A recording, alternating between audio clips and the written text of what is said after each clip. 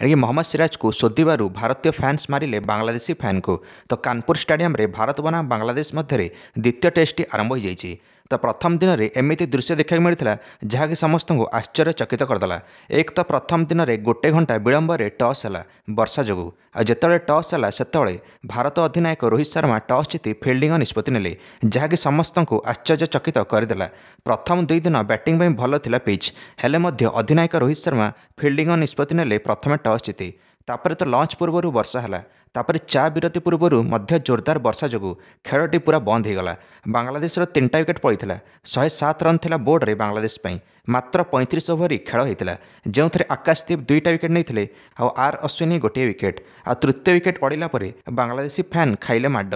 Bangladeshi captain Nazmul Hussain सांटो out होगा बांग्लादेश जबरा fan tiger रोबी को माड मराला। तो मोहम्मद सिराज को शोधुले और नजर आसिले तापर किसी भारतीय फैंस मैंने आसिकी ए जिनस को विरोध करें। तापर बांग्लादेशी फैन तापर आहरी आगू पड़ेगा से भारत टीम को शोधिया आरंभ कला तापर भारत को तापर जहाँ ता तो देखा मिला भारत फैंस मैंने मिसिकी बाडे पकईले ए टाइगर रोबी को। तापर कानपुर पुलिस आसिकी परिस्थिति को नियंत्रण करिला। टाइगर रोबी कहला जे मते पब्लिक मारिले।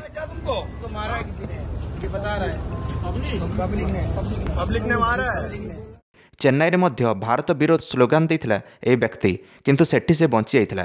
आज भारत दर्शक माने छाड़िले नाही। किछि वर्ष पूर्वे दुई थर एमती घटना होता जिते भारत फैन सचिन तेंदुलकर सुधीर गौतम जाइथिले बांग्लादेश को। तो सुधीर गौतम को बांग्लादेश रे अटैक कराइथिला बांग्लादेशी फैंस मानक द्वारा अजथारे बाड़ाइथिले। आ एई दृश्य आज देखा मिला जे बांग्लादेशी फैन आसिकी अजथारे भारत को आ भारतीय क्रिकेटर को अजथारे गाड़ी दूला।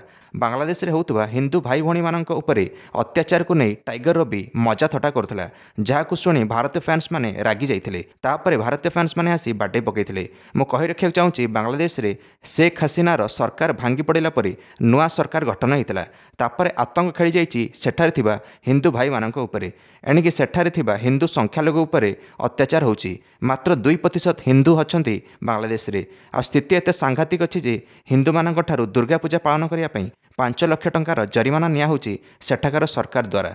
एभली परिस्थिति रे जदि बांग्लादेश फैंस माने आसिकी भारत माटी रे दादागिरी करिवे ताले भारतीय फैंस माने कोन छाड़िबे कि? आपण माने मध्य निज मंतव्य कमेंट दे वीडियो को लाइक और चैनल को सब्सक्राइब कर देबे समस्त क्रिकेट अपडेट्स पई।